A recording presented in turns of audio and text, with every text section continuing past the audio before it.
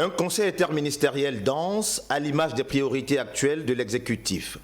En toile de fond, le suivi des réformes engagées, l'état d'avancement des projets sectoriels et l'examen des textes structurants pour l'action publique. Mais au-delà des dossiers techniques, c'est surtout la préparation du bilan des 100 premiers jours qui s'impose désormais comme une priorité immédiate pour le gouvernement. Cette échéance n'est plus théorique. Elle est immédiate et constituera un moment de vérité pour l'ensemble du gouvernement.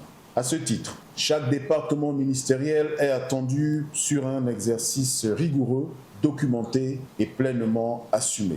Il vous appartient de décliner avec précision les efforts engagés dans vos secteurs respectifs en mettant en évidence les moyens financiers mobilisés, les réformes juridiques adoptées ainsi que les mesures à fort impact social. Une exigence renforcée sur la question de l'emploi, le gouvernement veut désormais démontrer, chiffres à l'appui, les opportunités réelles créées à travers ces projets. Il vous est donc demandé de produire un état précis des emplois directs et indirects générés par les projets en cours afin que nous soyons collectivement en mesure de démontrer que l'action publique crée effectivement des opportunités. Les questions soulevées ce jour sont pour le coordonnateur de l'action gouvernementale un impératif de redevabilité qui appelle à une action publique plus efficace et orientée vers des résultats concrets.